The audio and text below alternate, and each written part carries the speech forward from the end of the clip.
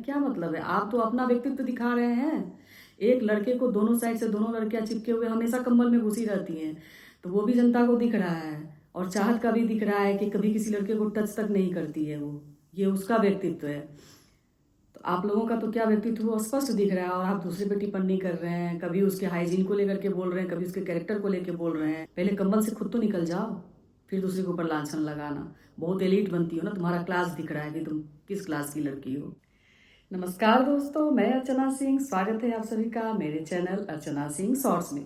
तो आज मैं आप लोगों के बीच आ गई हूँ बिग बॉस 18 डे 29 और 30 की ज्वाइंट रिव्यू लेकर के। तो आज हम सबसे पहले बात करेंगे जो 2 वाइल्ड कार्ड की एंट्री हुई है बिग बॉस में, धमाकेदार हुई है, मज़ा आ गया देख करके। और दिग्विजय राठी और कशिश कपूर। और मैं तो जैसे ही कशिश कपूर अपना इंट्रोडक्शन दे रही थी और बता रही थी कि मैं बिहार पूर्णिया डिस्ट्रिक्ट से हूँ, तो मेरे तो रोंगटे खड़े हो गए क्योंकि मैं भी पूर्णिया से ही हूँ। और मुझे बहुत खुशी हुई सुन करके कि हमारे बिहार से, हमारे पूर्णिया डिस्ट्रिक्ट, हमारे क्षेत्र से कोई लड़की जा कर के वहाँ सबका बैंड बजाती है। मुझे तो मतलब मैं क्या बोलूँ, अभी भी मेरे खुशी का कोई ठिकाना नहीं है। अब बिग बॉस देखने का उल्लास, उत्साह ही कुछ और है। और मैं आप सबसे अपील करती हूँ कि जो भी बिग बॉस के फैन हैं वो कशिश को जरूर सपोर्ट करे, क्योंकि कशिश में जो चार्म है, कशिश आने के साथ घर में भूचाल ला दी है और वो टू द कट जवाब लोगों को दे रही है। मजा आ गया कशिश के लिए क्लैपिंग। और दिग्विजय राठी भी मुझे अच्छे लग रहे हैं। अभी तक वो शांत बन करके और स्माइल देते हुए जिस तरह से लोगों से बात करते हैं और सटीक जवाब दे रहे हैं, उनका भी जबरदस्त मुझे लग रहा है। बट अब आगे देखते हैं नेक्स्ट एपिसोड में क्या होता है। बट अभी तक तो ये दोनों का धमाकेदार एंट्री रहा है। अंधों में कान्हा राजा, इन कुत्तों के झुंड के लिए मैं अकेले काफी हूँ, चोर के दाढ़ी में तिनका। सुन करके कितना मजा आ रहा है। क्या मुहावरे लेके आई है कशिश, जबरदस्त। सही बात था, पढ़े लिखे मूर्ख हैं यहाँ जिनको कि मुहावरों की भी समझ नहीं है। चोर के दाढ़ी में तिनका पर सबसे पहले तिल मिला करके अविनाश उठे, क्योंकि उनको लगा कहीं मेरे ऊपर ही तो ये कटाक्ष नहीं हो रही है। और जब झुंड वाली बात आती है तो झुंड में तो सब हैं ही, ये चारों के चारों जो एक झुंड बना ले। लेकिन मुझे नहीं लगता कि कशिश को कोई परास्त कर सकेंगे, क्योंकि वो सब चीज़ से स्ट्रांग होकर के आई है। बोलने की कला भी है और परखने की भी कला है उसमें। कशिश को इतना इजी न ले, क्योंकि वो सब पे भारी पड़ेगी। उसका एक एक वर्ड सुन करके आपको लगेगा कि एकदम सटीक बोल रही हैं वो। और ईसा को जिस तरह से वो चुप कराई, और ईसा का आप लोग सुने होंगे कि हाँ मुझे प्राउड तो है कलर्स की फेस हो। अरे ये क्या बात हो गई, कलर्स की फेस है। कलर्स में तो अंडरवर्ल्ड के साथ तो काम अब ये भी कर रही है। तो आप हवा में ना उड़े। आप कलर्स की फेस है, लेकिन कितने दिन आप कलर्स के साथ काम किए हैं? बाहर बैठा पब्लिक को तो पता ही है। आप ये घमंड और ये अहंकार की पोटली बना करके आप साइड साइड रख दीजिए और अपने आप को डिफेंड कीजिए। क्या गलत बोली थी कशिश कि दिन रात आप लोगों का काम है चुगली करना, बिचिंग करना, और वो भी ज़्यादातर मैक्सिमम चुगली आप करते हैं चाहत का। वो बेचारी का ना किसी से लेना ना किसी का देना। एक कहावत है ना, ना उधो से लेना ना माधो को देना। और यहाँ बेफिजूल का वो कभी किसी की चुगली नहीं करती है, कभी किसी की बीचिंग पीठ के पीछे नहीं करती है। बट आप लोगों को इतना आनंद आता है, खास करके ईसा और एलिस। एलिस तो फिर भी चुप रहती है और ईसा हमेशा बोलते हैं। उसको ईर्ष्या है, सही पकड़ी कशिश की। उसको जलन होता है किसी भी लड़की को देख करके। और वो कहीं ना कहीं अविनाश को लेकर के ना इनसिक्योर हो रही है कि अविनाश किसी लड़कियों को भाव ना दे दे। अविनाश चाहत के साथ काम किया है तो कुछ अटैचमेंट रहा, कुछ बात रही होगी जो अविनाश बोला होगा। तो ये चीज़ ना उसको अंदर अंदर जो है ना चाहत के प्रति ईर्ष्या भावना जगाता है। तो और वो स्पष्ट दिख रहा है कि वो सारी लड़कियों से इनसिक्योर होती है। और चाहत के प्रति जो इतना डिमेनिंग वर्ड वो यूज की थी, बिग बॉस को ये मुद्दा जरूर उठाना चाहिए वीकेंड के बारे में कम से कम। जो अरफीन जी के साथ वो बात कर रही थी और किस तरह से टिप्पणी कर रही थी ईसा बैठ करके कि तुम्हारे साथ भी ऐसे ही चिपकती थी ना। क्या मतलब है? आप तो अपना व्यक्तित्व दिखा रहे हैं। एक लड़के को दोनों साइड से दोनों लड़कियां चिपके हुए हमेशा कंबल में घुसी रहती हैं, तो वो भी जनता को दिख रहा है। और चाहत का भी दिख रहा है कि कभी किसी लड़के को टच तक नहीं करती है वो। ये उसका व्यक्तित्व है। तो आप लोगों का तो क्या व्यक्तित्व वो स्पष्ट दिख रहा है और आप दूसरे पे टिप्पणी कर रहे हैं। कभी उसके हाइजीन को लेकर के बोल रहे हैं, कभी उसके कैरेक्टर को लेकर बोल रहे हैं। मतलब मैं तो सोचती हूँ कि चाहत सुने और उसको बहुत बढ़िया से वाट लगा दे और ये बात जरूर बोले कि मैं तुम्हारी जैसी नहीं हूँ जो किसी लड़के के साथ में घुसी रहती हूँ कंबल में। पहले कंबल से खुद तो निकल जाओ, फिर दूसरे के ऊपर लांछन लगाना। बहुत एलीट बनती हो ना, तुम्हारा क्लास दिख रहा है कि तुम। जब दोनों की एंट्री होती है, दिग्विजय ने बोला कि मुझे कोई पावरफुल नहीं लग रहे हैं और विवेन मुझे नहीं पसंद आ रहा, उसकी गेम मुझे नहीं समझ में आती है। और कशिश जो है करण को अपना फेवरेट बताई कि मुझे वो पसंद है और उनके बारे में सुनी भी हूँ। तो बहुत से लोगों को ये हजम ही नहीं हुआ, क्योंकि वो लोग सोच रहे थे जितना करण को दबाया जाता था ना, तो उन लोगों को लग रहा था कि शायद करण को जनता भी नहीं पसंद कर रही हुई। कहीं ना कहीं उनके दिल में अब ये चीज़ बैठ गया होगा। जैसा कि कशिश बोली भी थी कि आपके छोटे छोटे क्लिप्स मैं देखी हूँ कई सारे, तो उन लोगों को लगा होगा कि हो सकता है करण को बाहर सपोर्ट मिल रहा होगा, और बिल्कुल मिल रहा है। बट करण कुछ अपने लिए कर ले। विवेन तो है ही इगोइस्टिक कि वो अपने खिलाफ कुछ सुन ही नहीं सकता है। तो विवेन भी ये चीज़ जब सुन लिया कि दिग्विजय ऐसा बोल रहे हैं, तो विवेन टास्क बांटने के टाइम में जो है दिग्विजय के ऊपर अपना भड़ास निकालना चाह रहे हैं। विवेन घर के कामों को बांटने के टाइम में सबको बिठाते हैं एक जगह हॉल में, और वो दिग्विजय को बोलते हैं कि तुम बाथरूम करो, और दिग्विजय तुरंत मना कर देते हैं। अभी मैं आया हूँ और 1-2 दिन में इसे काम को नहीं करना चाहता हूँ। फिर वो कशिश से बोलते हैं बहुत प्यार से कि आपको क्या काम चाहिए। तो दिग्विजय का कहना होता है कि अगर इस तरह से आप मेरे से भी पूछ लेते तो ना वाली बात आती ही नहीं। और बंदा भी इतना सॉलिड निकला कि बिल्कुल ही डिनाई कर दिया। बाद में जाकर के विवेन उसको मनाना भी चाहे। विवेन दिग्विजय से जाकर के बोलते हैं मैं आपसे बोलना चाह रहा हूँ कि इनिशियली 1-2 दिन आप काम नहीं करना चाहेंगे कि अभी आप ड्यूटी करना चाहेंगे। तो दिग्विजय बोलता है कि अगर इतने प्यार से आप मुझसे कल बोलते तो मैं अपने काम के लिए डिना ही नहीं करता। फिर विवेन कहते हैं ठीक है तो आप बताइए क्या काम करेंगे। तो वो बिल्कुल मना कर देता है कि मुझे कुछ नहीं करना है, कल के बात पे रहते हैं, और बहुत प्यार से उसको मना करता है। देख के मजा आ जाता है कि उस समय विवियन का जो है ना फेस देखने लायक था। विवियन को इस तरह का जवाब सामने सामने शायद ही कोई ना कर पाता है। एक चाहत है जो उसको ना करती है, दूसरा दिग्विजय जो उसको सॉलिड रूप से ना कर दिया। फिर देखने में आता है कि विवेन जो है चाहत को भी काम बांटते हैं, और चाहत बोलती है कि विवेन मेरा एक सवाल है आपसे। तो विवेन बोलते हैं हाँ पूछो।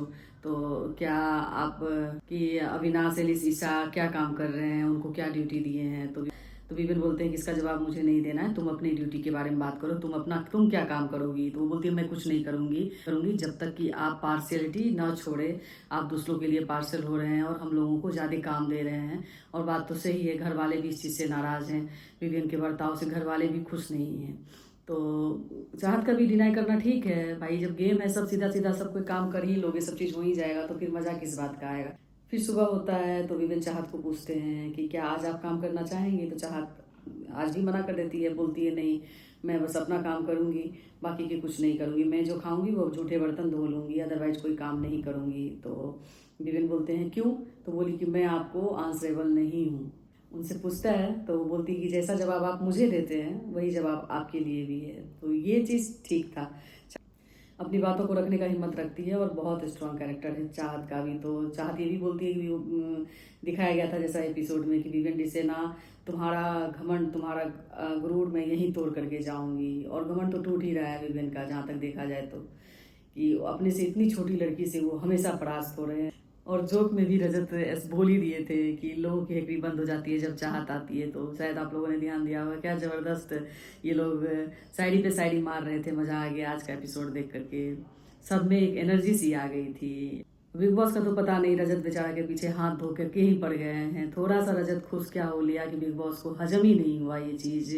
इतने दिनों से तो बेचारा बेबस लाचार सा जेल में कैद था और बिग बॉस के तानों को सुन रहा था। आज दिग्विजय आया क्योंकि वो दोनों एक दूसरे को जानते हैं। आप अगर किसी को जानते हैं तो आप में वो हिम्मत आ जाती है सामने वाले को देख करके, जब आप अकेले होते हैं। तो थोड़ा सा वो खुश क्या हो लिया कि बिग बॉस उनको सुनाने लगे। बिग बॉस आप ही डिसाइड कर दीजिए रजत क्या करे, सांस भी न ले। अगर आपका बस चले तो आप उसको तो सांस लेना भी मना कर दीजिएगा। थोड़ा सा वो खुश क्या हो लिया, आपको तो हजम ही नहीं हुआ ये चीज़। अब बाकी के तो दूसरे गुट को तो आप पूरा फ्री फंड छोड़े हुए हैं। दिन रात जो चुगली कर दिए बैठ करके, उसके बारे में एक बार भी आप नहीं बोले हैं कि ये बिचिंग आप क्यों कर रहे हैं। ये तो बड़ा अच्छा लग रहा है आपको। पिछले 3-4 सालों से पता नहीं आपके गेम में क्या होते जा रहा है, इस तरह की पार्शियलिटी वाली बातें आप रखते जा रहे हैं, और ये चीज़ अच्छा नहीं लगता है। सब इतने महीनों तक वेट करते हैं कि बिग बॉस आएगा और देखेंगे, और आपका ये घटिया नियत देख करके तो समझ में ही नहीं आता है कि आप कर क्या रहे हैं। इससे आपके शो की टीआरपी घटती ही है, बढ़ती नहीं है। ये हमेशा ध्यान में रखिएगा। अगर लोगों को छोड़ दीजिएगा ना अपने हिसाब से खेलने के लिए, तो वो ज़्यादा मज़ा आएगा और वो ज़्यादा नेचुरल होगा। आप जो ये जान जान करके फीड करते हैं मेरा लाडला मेरी लाडली मेरी प्यारी, तो इससे शो में कोई हिट पॉइंट मिलने वाला नहीं है। इससे आपका शो चल नहीं जाए। और करण के बारे में क्या बात करूँ, करण का तो आज का भी दिन ऐसा ही रह गया। फीका फीका ही बेचारा को, बस एक्सरसाइज करना है, आना है, जाना है, खाना है, यही रह गया है करण को। और बाकी के घर वालों का भी कोई रोल तो है नहीं, चूम भी नहीं दिखती है, बग्गा जी को बेचारा को चाय नहीं मिल रहा है, वो अलग ही परेशान है। और सारा अरफीन खान का तो हिम्मत ऐसे तोड़ चुके हैं ना बिग बॉस। पिछले वीक में जो वीकेंड के बारे में उनकी वाट लगी थी, तब से लेकर के अब तक ये दोनों मियाँ बीवी जो है ना उस चीज़ से उभर के बाहर ही नहीं आ पाए हैं। ये दोनों एकदम बिल्कुल, इनको समझ में नहीं आ रहा है कि क्या करें। ये लोग तो कुछ बोलते भी हैं तो उनका मुद्दा बिग बॉस ही बना देते हैं और उनको डिमोरलाइज करने लगते हैं। तो अरफीन खान बहुत अच्छा खेल रहे थे, बट वो भी अब शांत बैठ गए हैं, क्योंकि जो भी थोड़ा सा खेलना चाहता है ना, विवियन को उठाने के चक्कर में सबको नीचे गिराते हैं। करण को तोड़ दिए, सारा अरफीन, इन दोनों को तोड़ दिए हैं।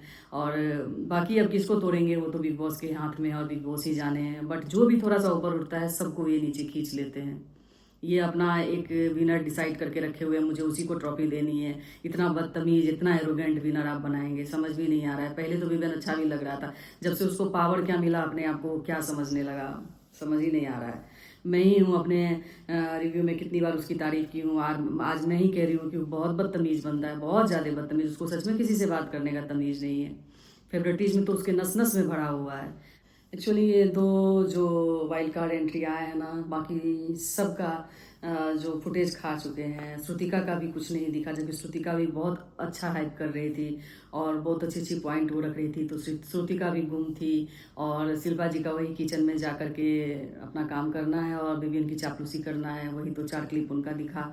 बाकी तो कोई ऐसा खास नहीं दिखा। नेक्स्ट एपिसोड में दिखाया जाएगा कि नॉमिनेशन में 8 लोगों को नॉमिनेट करना है, तो आई थिंक दूसरा जो टीम है उसमें सारे के सारे लोग नॉमिनेट हो जाएंगे।